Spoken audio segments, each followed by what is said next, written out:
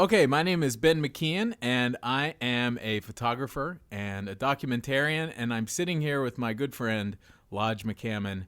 Lodge, good to sit here with you. Howdy, Ben. How you doing? I'm all right. Good to see you. It's good to see you too. So, Lodge, you're a musician. You're an education expert.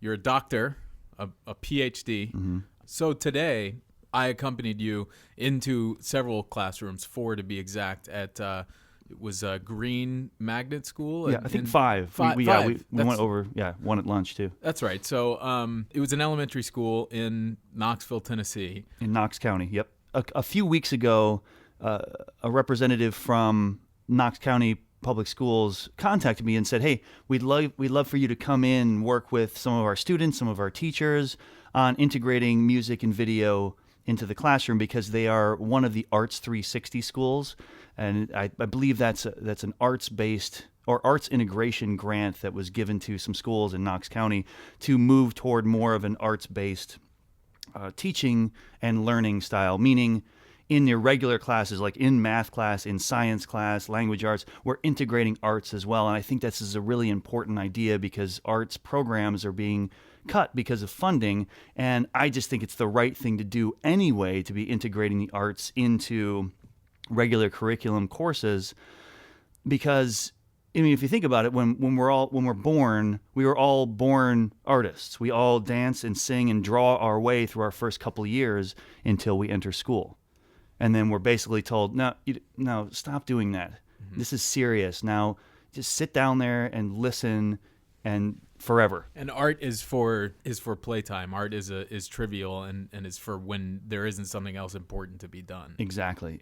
However, we realize we do hear things like, but we have to encourage kids to be creative, and create things. Well, that's the arts.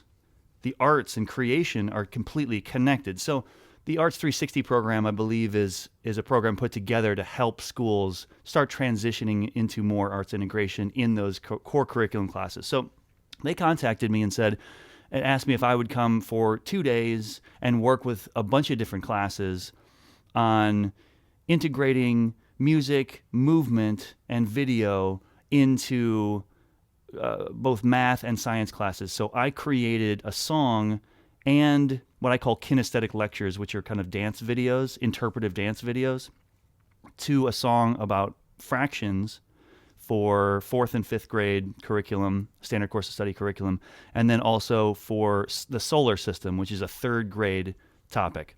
So again, each one of these songs, it's about a 3-minute kind of alternative pop song, if you will, up-tempo, a lot of fun.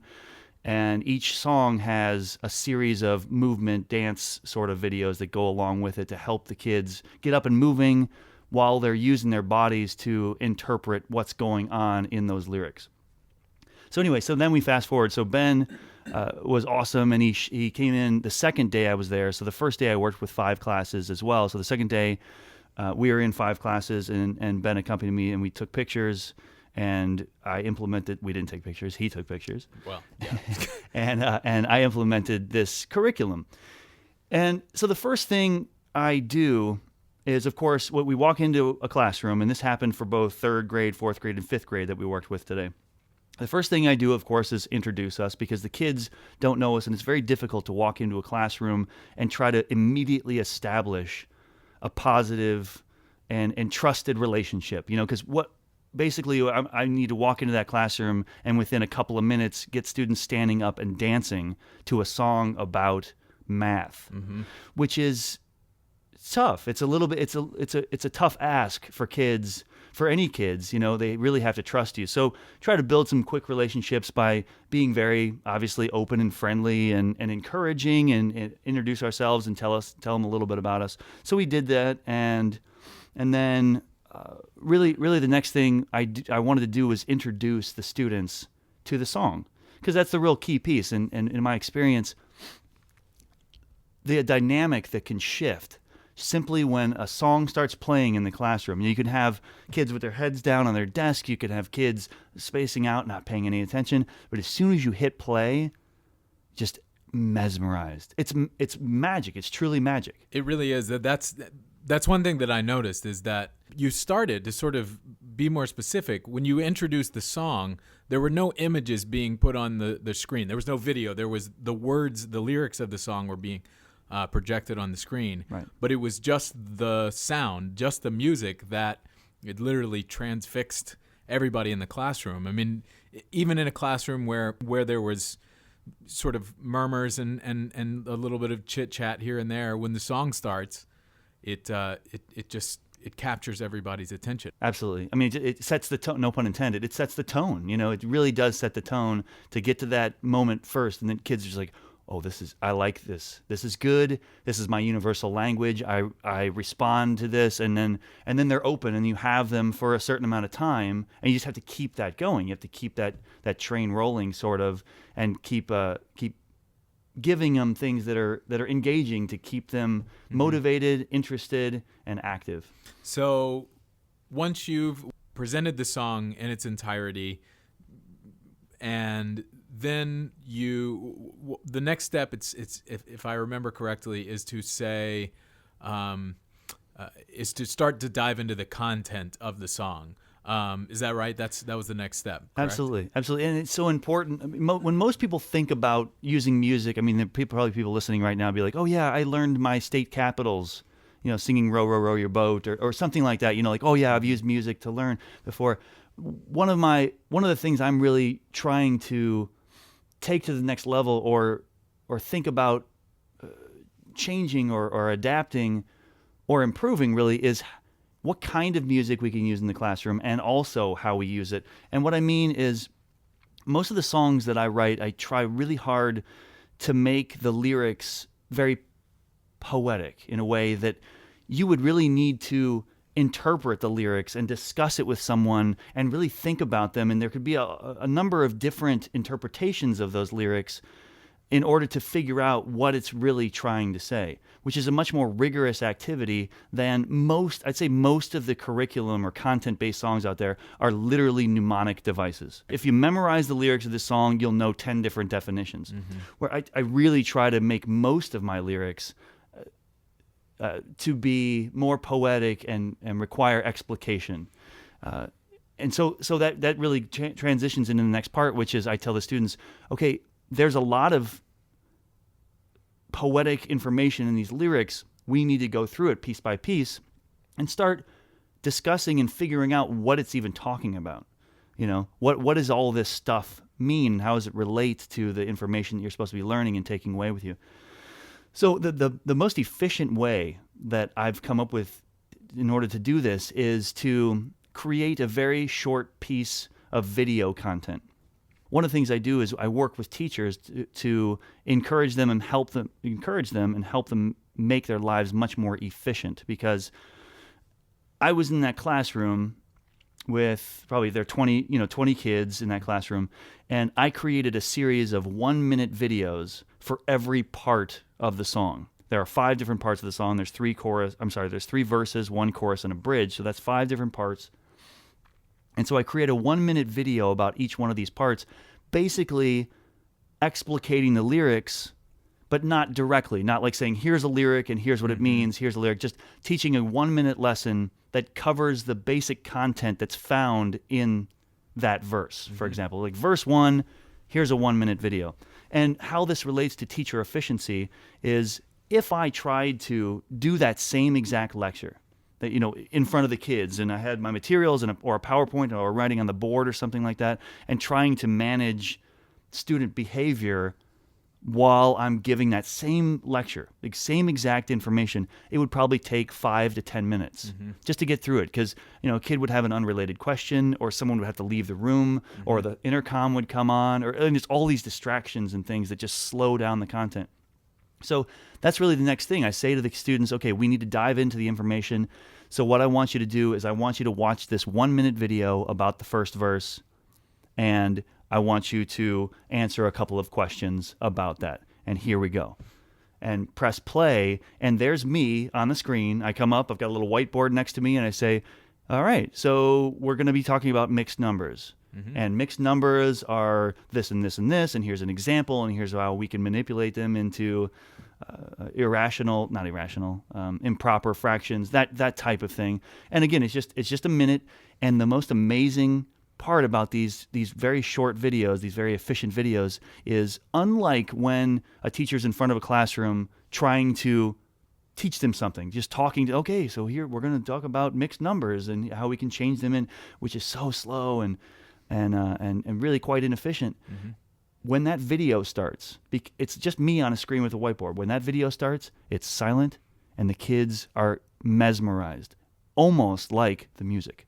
That was also really fascinating to me. What is it, the novelty of the fact that it's a video that is captivating to the students, or is there something, is it the fact that it is packaged so efficiently that helps the students maintain that attention? What do you think it is about the video itself? I mean, you may not have a scientific answer, but what do you think that is? Yeah, I actually think it's the same as the music. Honestly, it may be something different in the brains going on, but I think it's the same idea as the music, because from a very young age now, students, little kids, are so enveloped in video, whether it's their DVD player in the backseat of their car that they watch on their way to school or on trips. They come home and the TV's on, and they have maybe these devices where they're constantly interacting with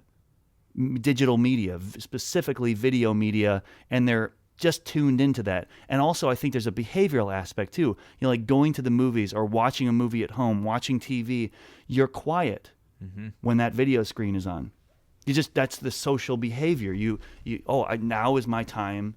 Now we sit and watch this program. Mm-hmm. And it's not the same. There's no now we sit and listen to the teacher talk. It's like, I'm squirming. I don't, right. I don't have to listen to this, or I don't know there's a huge difference between those two things. Mm-hmm. And in terms of the efficiency, I'm not sure if I think it's a big part. I think they respond positively to that efficiency, because I think a lot of students in classrooms enjoy content happening at a faster pace. There are a lot of students who just, okay, I get it. Okay, we can just move through it. There are also a lot of students who probably can't keep up with the pace of the video, but the beauty of a video is you can watch it many times. So that content in its entirety, in its exact state, is always available for that student. So the teacher basically is always available to that student anytime they need, as many times as they need. So that's another efficiency. Mm-hmm. Instead of like staying after school because I have to explain it to the student again, or they were sleepy, or they didn't eat this morning. I mean, kid creates an amazing amount of flexibility. So we watch this, have them watch this video, and they're very attentive, and then they answer these questions, and we have a very short discourse. So instead of lecturing, instead of trying to get all this information into their heads, my responsibility as a teacher is to click play. And there I am on the screen, being responsible and teaching my kids the information that the way that I want to tell them, with my personality up there. And then after that video is over, I ask them a couple questions. They share some responses. I can give them some positive feedback, and we move very quickly into the next activity. In that little moment where you facilitated a conversation almost, rather than presented a lecture, after the video presentation, the short 1-minute video, you facilitated a conversation, but one of the things that you asked the kids to do was to talk to one another about what you asked them is to talk about what they thought was the most important part of the video that they just watched. Right. Is there something special or important to you about the interaction between students versus just them interacting with you as an instructor? The concept of collaboration is so important. Being able to connect with someone else, turn and just connect with another human being sitting next to you. That's really important. But what I think is even more important is I think, if we're talking about efficiency, I'm going to go back to the videos real quick. But if I'm using video of myself to create all this class time, I'm basically cutting my delivery of content by, a huge percentage. It only takes me 20% of the time to get through the same amount of content because I'm doing it via video. I think a large portion of the time we save should be used to have students teach. And that's really just it's a scalable way of starting students teaching. Turn to the person next to you and teach them what you think is the most important thing that happened up there. And quite frankly, students are not good at doing that because it's hard. Teaching is very, very hard to be concise and say, there are 3 things in that video that are important. This, and this. The sun rotates around the earth. Sorry, that's not wrong. The earth rotates around the sun. Moons rotate around planets. Our moon rotates around the earth. It's very difficult to do that, but just because students aren't necessarily great at it at young ages and it's difficult to do, well, to me, that's a formula. That's exactly what we should be doing, you know? Right. And if we're saving all this time by being more efficient, that's a great, great use of class time. And I always try to implement some sort of collaborative activity because where students are responsible for the information, specifically teaching it. And there's a little bit of pressure that's taken off when you're communicating that sort of information to your peer versus when you're trying to produce a correct answer for someone who might, be evaluating you. Right. Certainly judging you. Yeah. Right. So, not right. Who else has got an answer? And who shut somebody down. knows more than you do without a shadow of a doubt about this subject. Right. One of the things that I really loved seeing was if even among some students were quick to grasp the information that they saw, and they seemed rather eager to try to explain it to their partner sitting next to them if their partner didn't understand the information. And I mean, at the risk of sounding sentimental, that was really inspiring to me to see how naturally the desire to help someone else that's your peer get what you got. I thought it was just pretty spectacular to see. It is. I mean, isn't that the whole point? Shouldn't really that be one of the core values of any education system? Allowing students to work together to come up with answers, to solve problems, and the teacher should simply be a facilitator of that learning, should ask the right questions and give the students freedom and space to mess with things, to throw some ideas around and not worry about being wrong. I love what you said about, you're right. I mean, it's a much easier conversation to have to turn around to somebody next to you and be like, I'm not sure, but I'm going to try it out. I never raise my hand and be like, I'm not sure, but this might be right. I only raise my hand if I know for sure or if I don't care. Right, right. But or if you want the accolade that comes with generating the correct answer. So the next thing we ended up doing was I put on the kinesthetic lecture or the interpretive dance movements to the first verse. And it's a video as well. Again, very efficient video where I come on the screen and I say, okay, the first verse says this. Here's how we're going to act it out. And then it's a whole class activity. We all act it out together. And the motions aren't. It's not a huge ordeal. It's not a great big complicated choreography set. I mean, the motions are almost explicitly related to the concepts that they're trying to denote. And I'm trying to think of an example, especially with the solar system was a great example because that's a very kind of kinesthetic concept, visual concept. Yeah. So when you talk about the moons revolving around a planet, you're doing a motion with your hands or with your body that mimics the concept of a satellite orbiting a planet. Exactly. So it's not like you're having to learn steps. And you don't have to know. It's not a dance in the classic sense of 1, 2, 3, 4. Right. In that way, it's interpretive dance. Right. Yeah, I mean, it really is interpretive movements. Yeah. Right. So you introduce the kinesthetic portion of the lesson, and then you teach the dance moves to the class. In your experience, what is that like as to watch that process happen?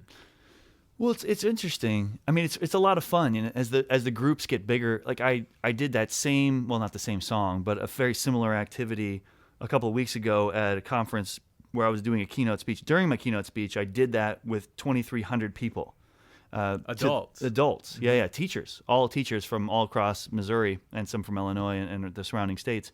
But it's fascinating to watch that, to watch 2,000 people all do these choreographed motions that connect very directly to some piece of content, some piece of deep learning.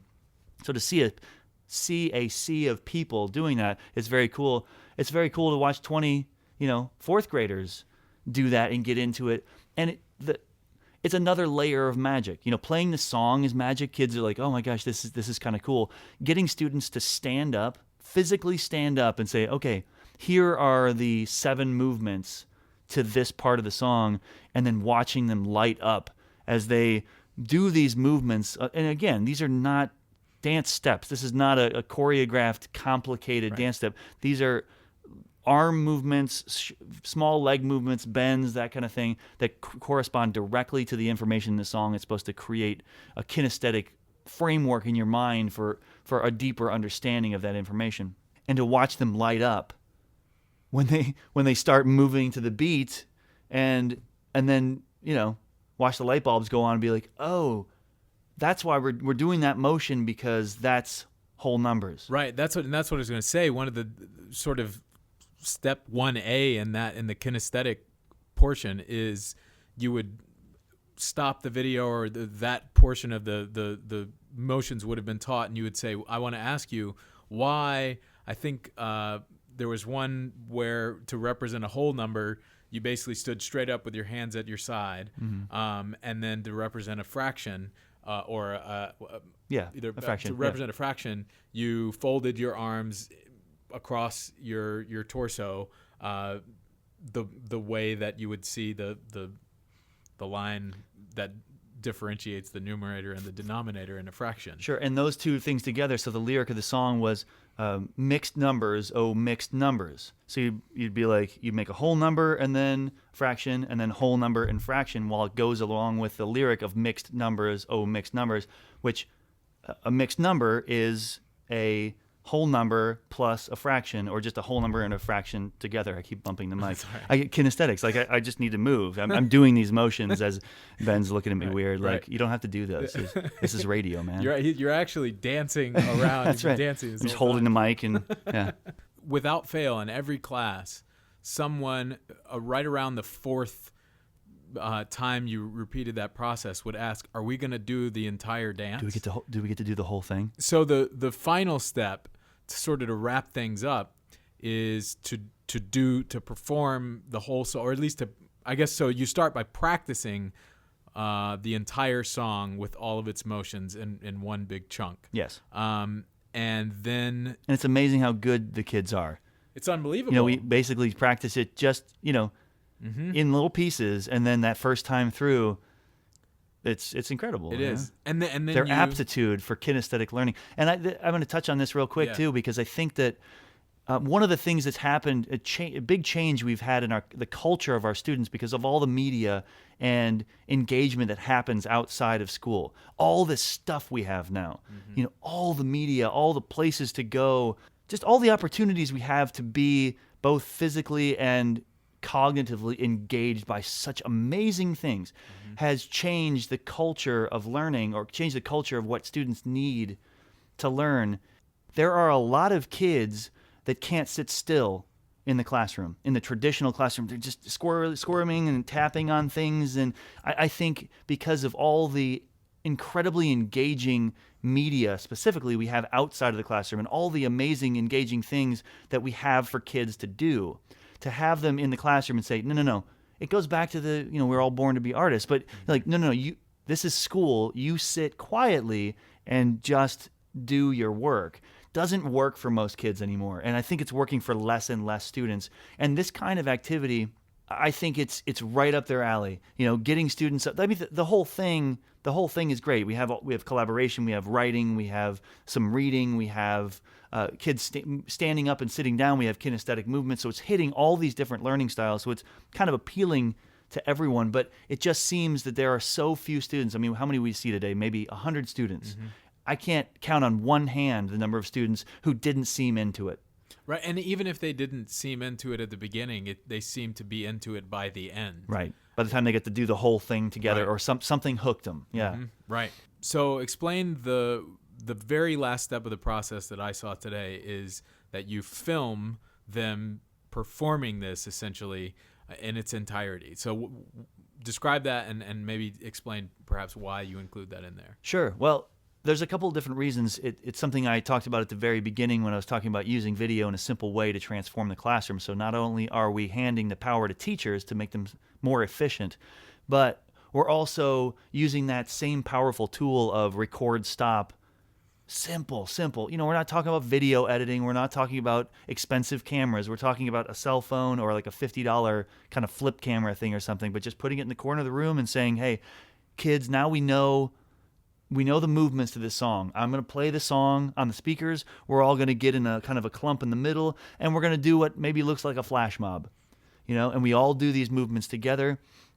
And every single time we're like, okay, so let's all get into a clump and we're going to perform this song, and kind of reluctantly move to the middle. And then as soon as you say, because we're going to film it, boom, another level of magic. You got the music. Oh my gosh, music is great. You got the movement. Oh my gosh, I'm moving around. This is awesome. And now this is going to be captured. And I think the mentality of students these days is everything that has the potential of being captured, like this right here, what we're doing right now. One of the very interesting things about this activity of creating something that will be published or possibly be published, even if it's not published, there's a different energy about this than if we were just having a conversation. This wouldn't have gone this long because we're both putting more thought and focus into this performance because it might be published. I think the same thing happens for students. You put a camera in the corner. Oh my gosh, this might be on YouTube, and 1 million people might see this performance. That is a whole different lesson plan than, oh, we're just doing this thing. Well, and it also it's really interesting to me in that. So when you approach something that is going to be or potentially is public, there's a level of accountability that you sort of start to feel. Like even right now, sure, this may never go anywhere, right, but the fact that it might makes us feel more responsible for the quality of it and for what we're willing to put into it. And then it also, so knowing that it's public and it's being captured, it brings in a level of accountability, but accountability that is a positive accountability. Yes. Grades, I think, for better or worse, are there to sort of introduce a level of accountability, at least in part. Sure. But grades feel really weighty. They feel. I mean, you could even say that a report card is a threatening publishing of your input. Sure. Well, let's take it to a bigger extreme that is public. High stakes standardized tests. Those numbers are published. Like aggregate numbers are published, and they're used to punish schools and teachers and even students that don't perform.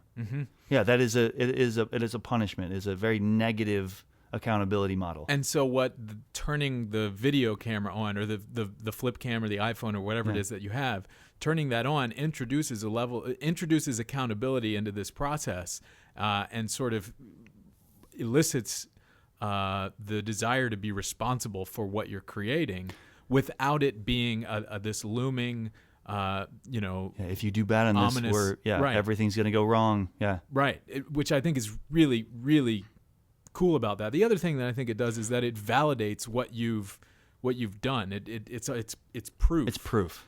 So what were you going to say about And that's the world we live in. We live in a world where everything that is valuable is proof. More specifically, everything that's great will end up being on YouTube. Isn't that the world we live in? We're musicians, both of us. If somebody like, oh, are you a musician? Oh, that's interesting. Where can I hear your stuff? Where can I hear your work? And your response is, well, I don't have anything online.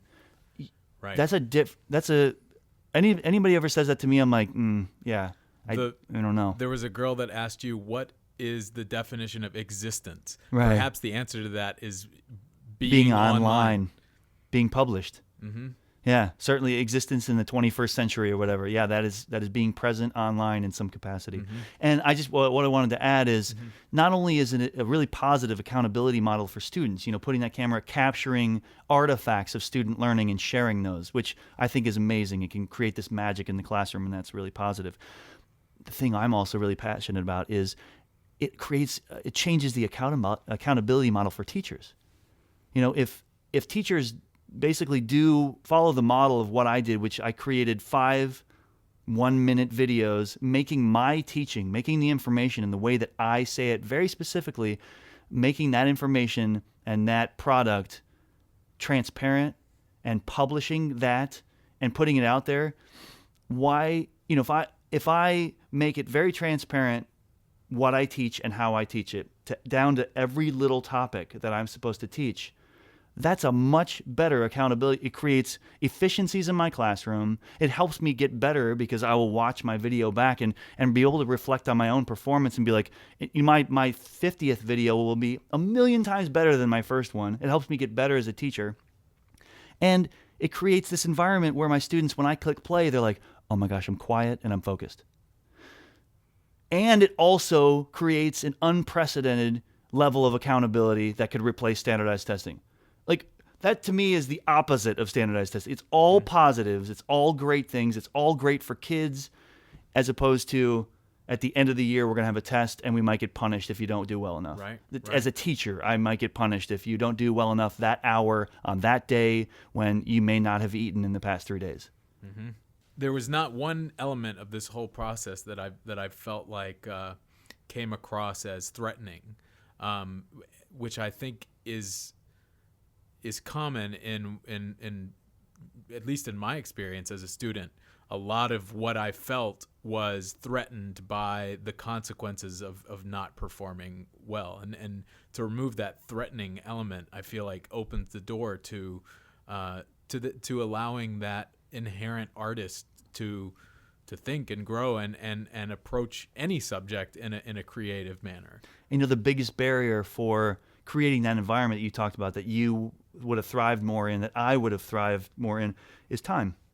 Anybody will tell you, well, I don't have time to create environments like that in my classroom. There is no time, which we already talked about. There is a solution to that. Right. If we become more efficient in our practice as teachers, it opens up the time necessary to create that type of learning environment. And it seems to me that style of acquiring new knowledge, the style of doing it, I guess, artistically or symbolically or actively, creatively, is much more. That's the way that learning happens outside of school. Right. In any other environment, I can't think of many other environments where learning happens the way that it happens in the kind of status quo classroom at the moment. Right. So that, in a way, it not only does it open the doors to accountability without the negativity, but it also seems applicable to life in a way that a standardized test might not be. Absolutely. And just to close out the lesson plan specifically, so the last thing we talked about was filming the dance or the kinesthetic movements, and with the understanding that it may be published. And of course, we want students to watch their video back and assess themselves. To watch the video back and say, wow, I really liked these 3 things, but if I got to do it again, I would do these better. That's really, really powerful. The reflective nature that we can get from very simple technology, again, like just videoing a performance, any kind of performance, even videoing a little lecture, having a student watch it back or a teacher watching it back can change what they think about themselves. It can change how they approach teaching or learning information. I mean, that is the real amazing stuff that is, I think, that the reflective part of learning. Watching back something you've done and then evaluating yourself, not somebody else, evaluating yourself and analyzing your own work is the key to reaching your potential. We will listen to this podcast back a number of times and evaluate ourselves. I wish I hadn't said that, or I wish I'd said that better. And the next time I have these conversations, it'll be much, much better. It'll be tighter. Maybe it'll be, I'll use different example. I don't know. I haven't listened to it back. Right. I don't know. You'll self-edit the poorer quality parts from it. Yeah. Sure. I really believe that this is a great model for arts integration, because we have, so reviewing what we were talking about before, integrating the arts into the regular curriculum classroom, integrating arts learning into a math class, into a science class, is tough. Mm-hmm. It's tough to figure out, and it's tough to figure out, like, how do we do it so it's rigorous, so we're not, bringing in an opera singer, for example, like as an artist in residence, to talk to some students in a elementary science class when they're studying sound waves, and this opera singer kind of does their thing, does their presentation, sings some, which is awesome. I mean, totally cool. I think that's one way to do it. However, not scalable, right? Mm-hmm. Because you can't have 100,000, 200,000 opera singers going to all these classes. So thinking of scalable ways of doing really high-level, rigorous arts integration that involve the magic of music, the magic of interpretive dance / theater. It's theater. You're creating meaning by acting it out. And then, of course, layering in the publishing aspect to that, which I truly believe it enhances the arts in the 21st century. I think it is a really fantastic model for what arts integration can be. Cool. Well, yeah, this has been a really fun, and thanks for inviting me along. And thanks for coming. And this has been an extremely enlightening conversation, and I'm going to listen to it and create dance movements to go along with it once it's over. That seems a little extreme. Just listen to it, reflect, so we can all improve.